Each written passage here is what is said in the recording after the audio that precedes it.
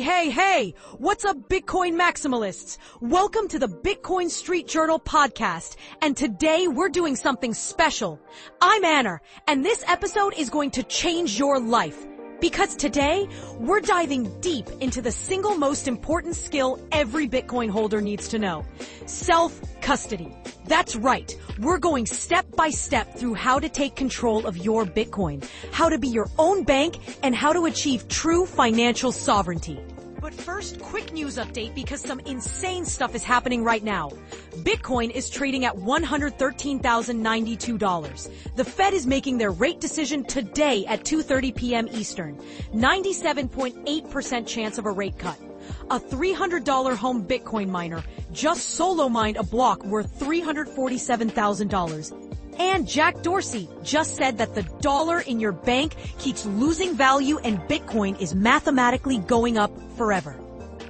Plus, and this is huge, JP Morgan is planning to allow institutional clients to use Bitcoin as loan collateral by late 2025. The banks are coming around, folks. But here's the thing. If your Bitcoin is sitting on an exchange right now, you don't own it. The exchange owns it. And after everything we've seen, FTX, Celsius, BlockFi, Mt. Gox, we should know better. So today, I'm going to teach you exactly how to self-custody your Bitcoin. We're going to cover why self-custody matters more than ever, the different types of wallets explained simply, step-by-step hardware wallet setup, how to secure your seed phrase like a pro, common mistakes that cost people their Bitcoin, and best practices that keep your sats safe. This is going to be educational. This is going to be empowering. And by the end of this episode, you're going to have a clear roadmap to financial sovereignty. Before we dive in, head over to the bitcoinstreetjournal.com and set up your free Nostr profile. Self-custody your social media while you're at it. And when you're feeling grateful for this free education, zap me some lightning sats. All right, let's talk about the most important thing you can do as a Bitcoiner. Taking custody of your own keys. Let's go. Quick market update before we dive into the self-custody masterclass.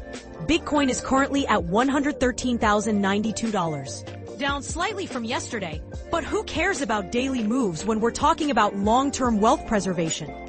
Market cap is sitting at $2.26 trillion. Bitcoin dominance is at 58.5%. And here's something beautiful. Bitcoin hash rate just hit an all-time high of 1.1 zettahashes per second. That means the network has never been more secure.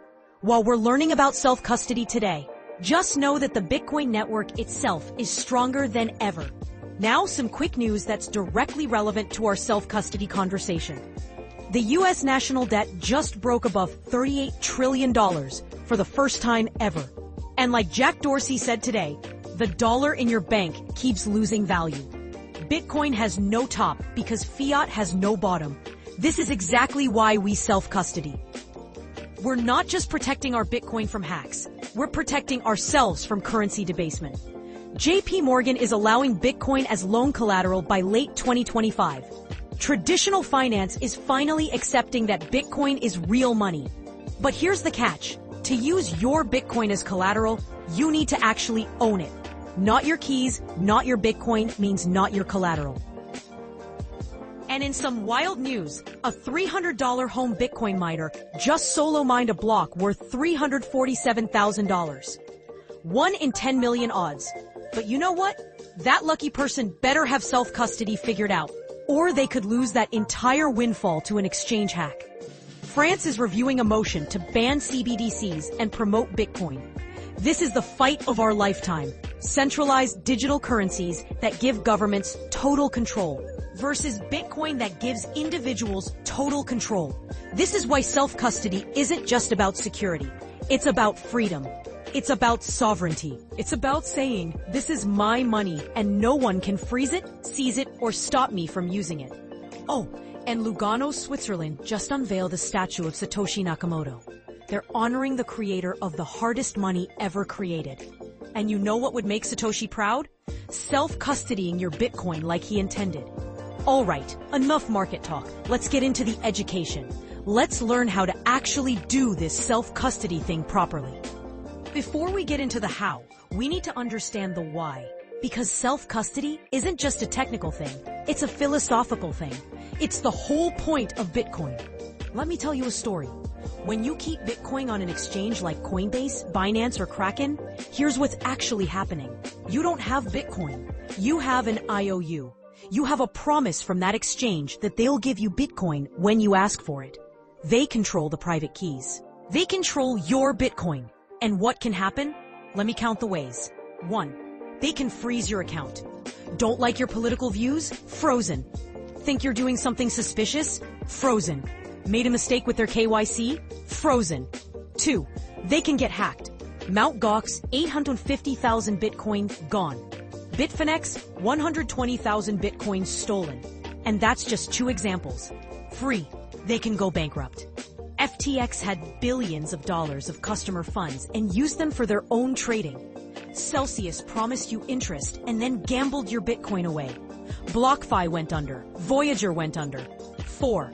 They can refuse withdrawals. Sorry, we're experiencing technical difficulties. Meanwhile, your Bitcoin is trapped. Now let me tell you what self-custody means. You control the private keys. No one can freeze your funds. No one can stop you from making a transaction. No customer support can lock you out. No bankruptcy can take your Bitcoin away. But, and this is the important part, with great power comes great responsibility. When you self-custody, you are the security. You are the backup. You are the recovery process. If you mess up, there's no calling customer service. If you lose your keys, your Bitcoin is gone. It's like cash in that regard. Once it's lost, it's lost. But that's also what makes it powerful. No one can reverse your transaction. No one can create more of your Bitcoin. No one can inflate away your wealth. Self-custody is the double-edged sword of Bitcoin. The benefits are massive. Complete control over your funds. No one can freeze or seize them. No counterparty risk. Financial sovereignty. But the responsibilities are real. You must secure your seed phrase. You must protect your hardware wallet. You must understand how to send and receive properly. You must have backups in case of disaster. And you know what? I think every Bitcoin holder can learn this. I think every person deserves financial sovereignty. And that's why we're doing this episode. All right, let's break down the types of wallets you're going to encounter. Because not all wallets are created equal. There are 3 main categories: custodial wallets, hot wallets, and cold wallets. Let me explain each one. Custodial wallets, the ones you want to avoid for long-term storage. These are wallets offered by exchanges: Coinbase Wallet, Binance, Kraken, Cash App. They work just like a bank account. Pros? They're convenient, easy to buy and sell, quick transactions. Cons? You don't control the keys. They can freeze you. They can get hacked. They can go bankrupt. My advice? Use custodial wallets only for trading or very small amounts you're about to spend. Never store significant Bitcoin on an exchange. Hot wallets, software wallets for spending money. These are non-custodial wallets that run on your phone or computer. Examples: Blue Wallet, Electrum, Sparrow Wallet.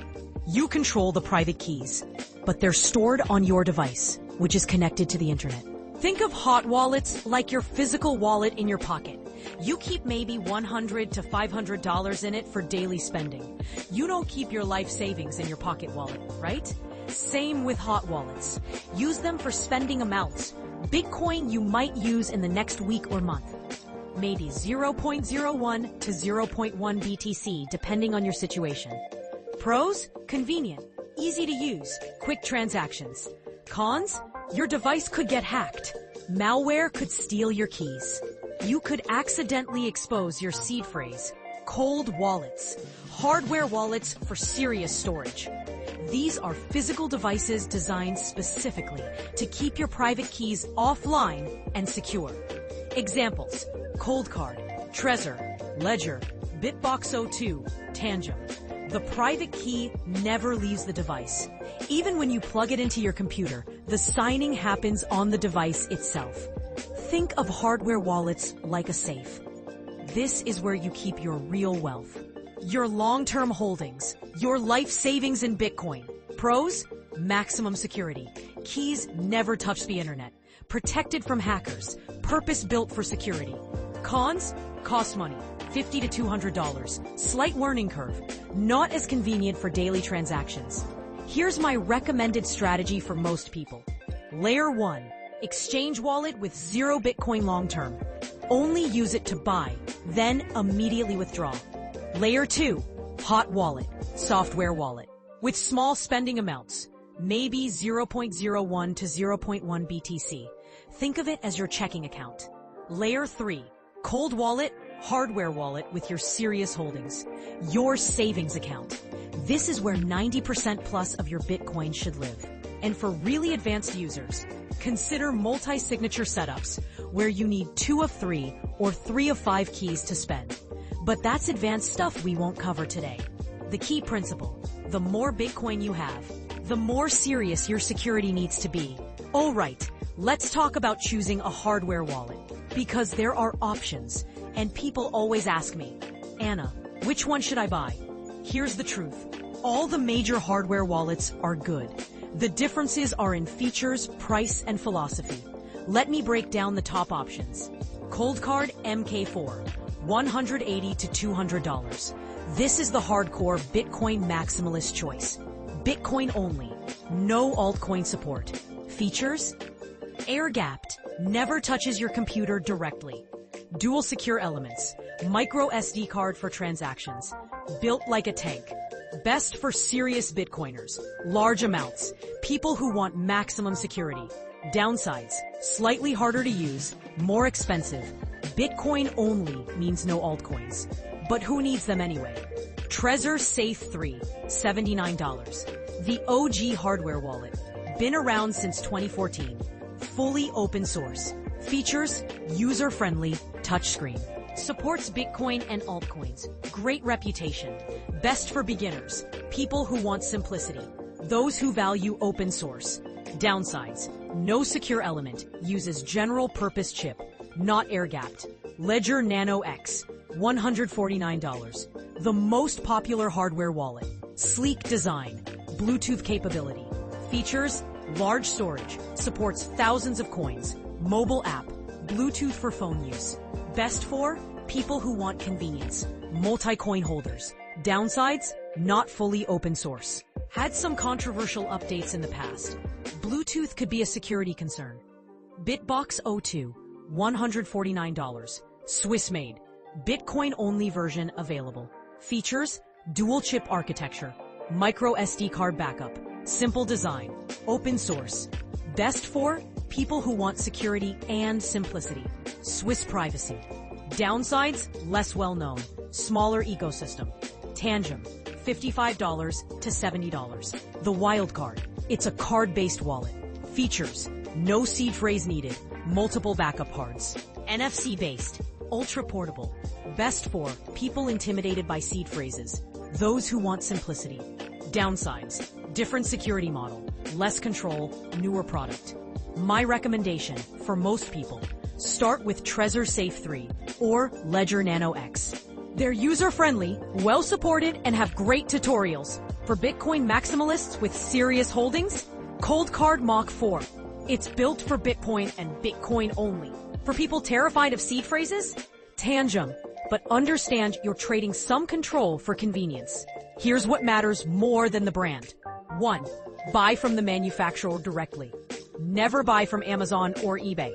Devices could be tampered with. 2. Verify the device is genuine. Most hardware wallets have tamper-evident packaging. 3. Follow the setup instructions carefully. Take your time, don't rush. 4. Never enter your seed phrase into a computer or phone. Only write it on paper. The hardware wallet you choose is less important than using one. Just pick one and commit. Any hardware wallet is 1,000 times better than leaving your Bitcoin on an exchange. All right, this is the big one. Let's go through the exact steps to set up your hardware wallet. I'm going to give you a general process that works for most devices. Step 1. Purchase your hardware wallet. Buy directly from the manufacturer. Trezor.io for Trezor. Coldcard.com for Coldcard. Ledger.com for Ledger. Wait for it to arrive. Don't be impatient. Security takes time. Step 2. Verify the package. When your device arrives, check for tamper-evident seals. Most manufacturers have holographic stickers or sealed packaging. If anything looks suspicious, packaging opened, seals broken, device looks used, do not use it. Contact the manufacturer immediately. This is serious. A compromised device could steal all your Bitcoin. Step 3. Unbox and initialize. Open the package. You should find the hardware wallet device, a USB cable, recovery phrase cards, instruction manual. Plug in your device or turn it on. Follow the on-screen instructions. Most devices will ask you to choose a language, create a PIN code, generate a new wallet. Step 4. Create your PIN code. Choose a PIN that's 6 to 8 digits. Make it unique. Don't use 1, 2, 3, 4, 5, 6 or your birthday. Here's the thing. Your PIN protects your device if someone steals it. After several wrong attempts, usually 3 to 16 depending on device, the device will wipe itself. So memorize it. Write it down separately from your seed phrase. Keep it secure. Step 5. Generate your seed phrase. This is the most important part. Your device will now generate a seed phrase. This is usually 12 or 24 words. These words are your Bitcoin. If you have these words, you have your Bitcoin. If you lose these words, your Bitcoin is gone forever. The device will display the words one at a time. You must write them down on the recovery cards provided. Critical rules for seed phrase. Write them in order. Word 1, word 2, word 3, etc. Use the official recovery card that came with your device. Use a permanent pen or pencil, not erasable. Write legibly. If you can't read it later, you're screwed. Double check each word. Make sure you wrote it correctly. Never take a photo. Never type it into a computer. Never store it digitally. Never share it with anyone, not even customer support. Scammers love this trick. Some devices will ask you to verify the seed phrase by entering it again in order. This ensures you wrote it down correctly. Do not skip this. Step 6. Secure your seed phrase physically. Now you have a piece of paper with 12 to 24 words that represents all your Bitcoin. This needs to be secured. Options. Fireproof safe in your home. Safety deposit box at a bank. But then you have a third party. Metal backup plate resistant to fire and water. Multiple copies in different geographical locations. Do not store it. In a desk drawer, in your wallet, on your computer, in the cloud, Google Drive, iCloud, Dropbox, etc. In an email to yourself, in a password manager. The seed phrase is your master key. Treat it like the deeds to your house. Step 7. Generate your first receiving address. Now that your wallet is set up, navigate to the Receive function. Your device will generate a Bitcoin address. It's a long string of letters and numbers starting with BC1, 1, or 3. This address is public.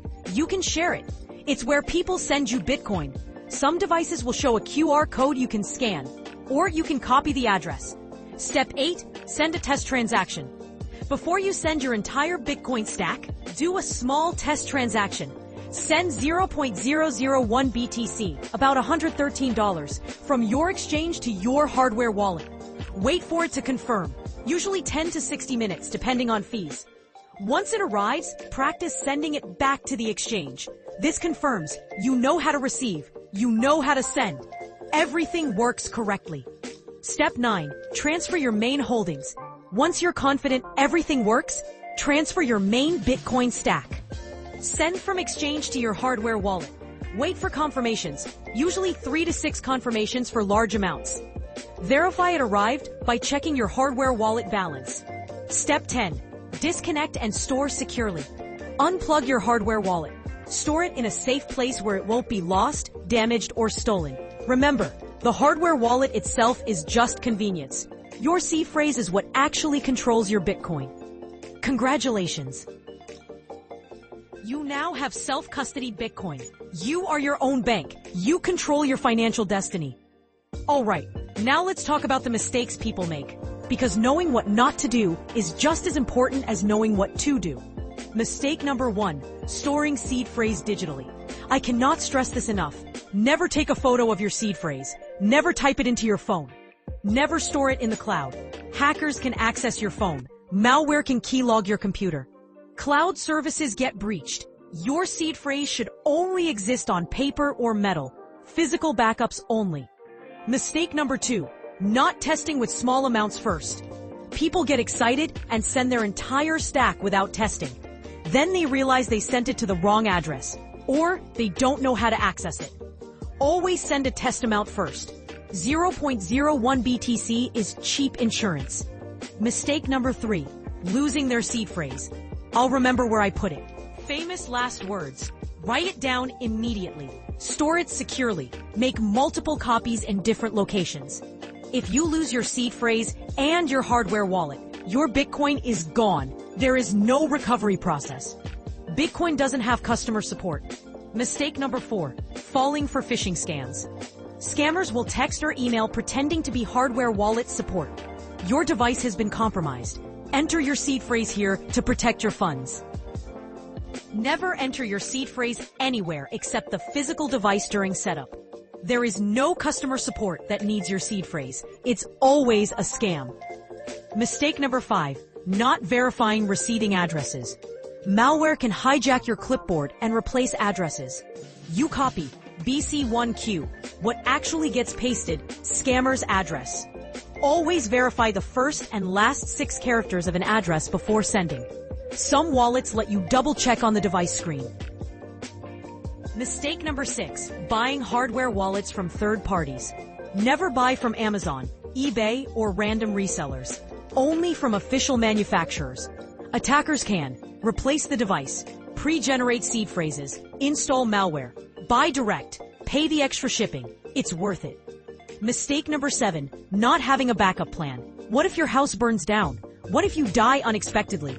You need multiple seed phrase copies in different locations, a plan for inheritance. Your family needs to know about your Bitcoin.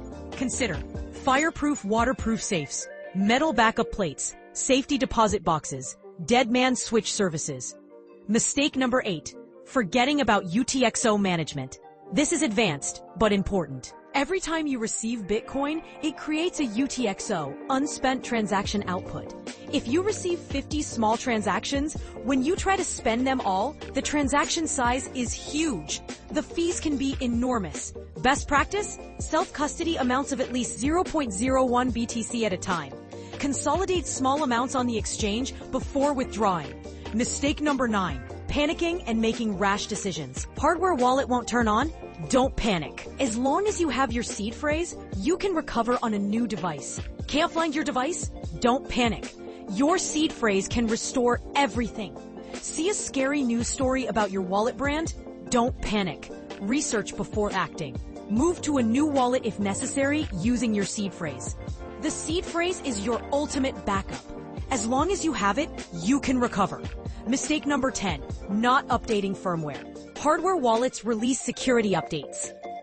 Connect periodically and update, but never update in a panic. Never click links in emails. Only update from official software. You've set up your hardware wallet. You've avoided the mistakes. Now, let's talk about long-term best practices. Practice number 1, periodic check-ins. Once every 6 to 12 months, plug in your hardware wallet. Make sure it still works. Verify your balance. This ensures the device still functions. You remember your PIN. You can still access your Bitcoin. Think of it like checking your emergency supplies. You don't wait until the emergency to find out they expired. Practice number 2, test your recovery. Once a year, consider wiping your device, restoring from your seed phrase, confirming you can recover.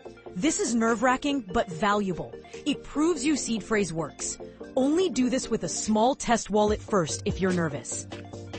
Practice number 3, inheritance planning. What happens to your Bitcoin if you die? Your family needs to be able to access it. Options. Tell trusted family members where the seed phrase is stored, but not what it's for until needed. Use a lawyer or estate planner. Multi-sig with family members as co-signers. Dead man switch services. Detailed instructions in your will. Bitcoin doesn't have beneficiaries. Plan ahead. Practice number 4. Geographic distribution. Don't keep all your seed phrase backups in one place. Consider one at home, one at a family member's house, one in a safety deposit box. If your house burns down, you still have backups elsewhere. Practice number 5. Use metal backups for critical storage. Paper can burn, tear, or fade. For large amounts, consider metal backup plates. These are stainless steel plates where you stamp or engrave your seed words. Fireproof, waterproof, corrosion resistant. Built to last. Brands: CryptoSteel, Bilfodl, Blockplate. Cost: $50 to $150, but worth it for serious holdings. Practice number 6. Consider passphrases. A passphrase is like a 25th word added to your seed phrase. Even if someone finds your seed phrase, they can't access your Bitcoin without the passphrase. But be careful. If you forget the passphrase, your Bitcoin is lost. There's no recovery. Only use passphrases if you're confident in your memory and security practices. Practice number 7. Separate hot and cold storage. Keep 1 to 5% of your Bitcoin in a hot wallet for spending. Keep 95 to 99% in your cold wallet for long-term storage. This limits your exposure if your hot wallet gets compromised. Practice number 8. Stay educated. Bitcoin technology evolves. Taproot, Lightning, new security features. Follow Bitcoin news, join communities, learn continuously. The more you understand, the better you can protect your wealth. Quick word on advanced custody for those with serious holdings. Multi-signature wallets. Instead of one key controlling your Bitcoin, you need multiple keys. Common setups: 2 of 3. Need 2 out of 3 keys to spend. 3 of 5. Need 3 out of 5. Benefits: if one key is lost, you still have access. If one key is compromised, attackers still can't steal. Services: Casa, Unchained Capital, Nunchuck. This is like needing 2 keys to open a safety deposit box. Even if someone steals one, they can't open it. For amounts over $100K to $1 million, multi-sig is worth considering. Lightning self-custody for spending Bitcoin instantly with near zero fees. Run your own Lightning node. Connect it to your hardware wallet. This is advanced, but it's the future of Bitcoin payments. Air-gapped transactions. Some wallets, like Coldcard, can sign transactions completely offline. You create the transaction on a computer, transfer it via micro SD card, sign on the air-gapped device. Transfer signed transaction back. Maximum security for large amounts. These are advanced topics. Master the basics first, but know they exist for when you're ready. All right, Bitcoin maximalists, we've covered so much today. Let me recap the key points. 1. Self-custody means you control your Bitcoin. No exchange, no bank, no third party. Your keys, your Bitcoin. 2. Use a hardware wallet for serious holdings. Trezor, Ledger, Coldcard, Bitbox. Just pick one and use it. 3. Your seed phrase is everything. Write it down, secure it, never lose it, never share it. This is your master key. 4. Test with small amounts first. Don't send your entire stack until you're confident. 5. Avoid common mistakes. No digital storage of seed phrases. Buy from official manufacturers only. Always verify addresses. 6. Plan for the long term. Geographic distribution, metal backups, inheritance planning. Bitcoin is currently at $113,092. But you know what? The price doesn't matter if you don't actually own your Bitcoin. Today, right now, the Fed is making their rate decision. The dollar is being debased. The national debt is over $38 trillion. Traditional finance is accepting Bitcoin as collateral. The time to act is now. The time to self-custody is now. Here's your action plan. Step 1. Go buy a hardware wallet today. Don't wait. Pick one and order it. Step 2.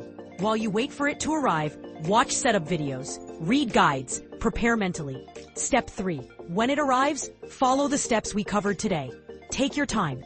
Do it right. Step 4. Once set up, withdraw your Bitcoin from exchanges. Take custody. Be your own bank. Step 5. Share this episode with every Bitcoin holder you know. Help them achieve financial sovereignty. Visit thebitcoinstreetjournal.com for more resources. Set up your Nostr profile. Zap me some lightning sats if this episode helped you. And remember, this isn't just about protecting your Bitcoin. This is about freedom, financial sovereignty, independence from the system. When you control your own keys, you control your own destiny.